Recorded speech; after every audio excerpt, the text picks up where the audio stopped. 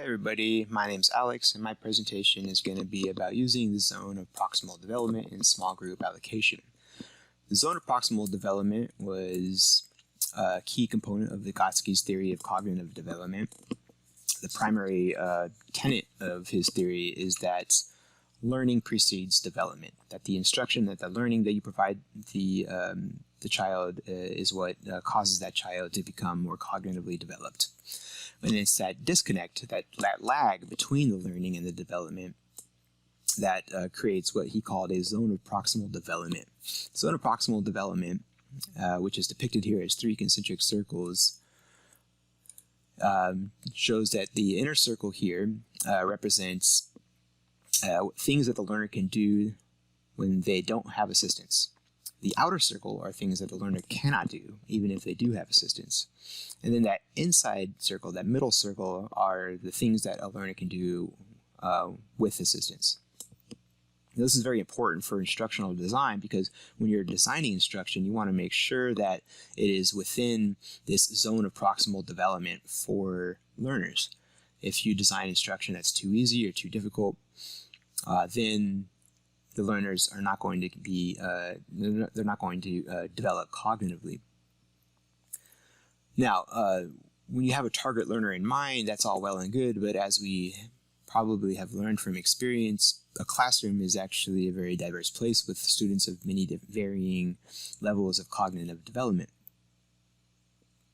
And so your instruction, it might target the majority of students in that classroom, but for every instruction that you design, there's going to be some students for which it is too easy and some students for which it is too difficult. Now, this is a big challenge for teachers because they can't teach 3 lessons at the same time. They can't teach a more difficult lesson and an easier lesson to help these other students. They have only 1 lesson to teach. And so the zone of proximal development actually gives us a clue about how to deal with this challenge.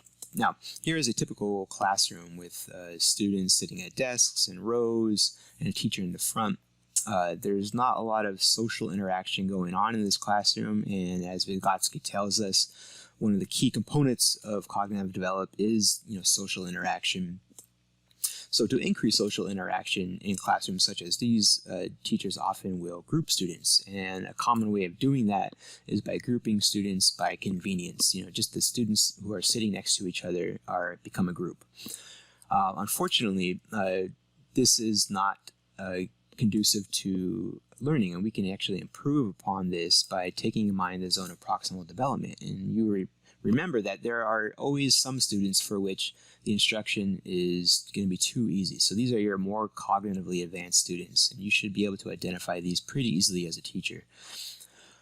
And so if we look back at that pattern of grouping, you'll see that some groups don't have that balance of that other groups have between more developed students and less developed students. And so what I recommend is actually balancing out each group, and so that there's always that one more developed student there to help the other students as a scaffold to support them in their learning.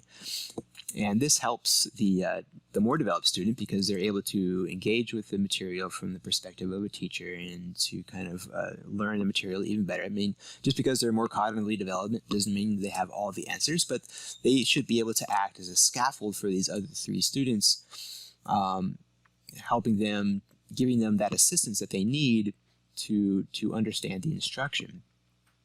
Now, it's important not to give this person authority or say that he's a teacher or a tutor, because you want to maintain that pure relationship within that group. That pure relationship is based on, should be based on intersubjectivity, where these group members can have, shared power, shared authority, and come to an understanding together. And that relationship will increase the socialization, which will accelerate the internalization of the instruction that's being delivered. So that's my suggestion for using the zone of proximal development in small group allocation. Thank you.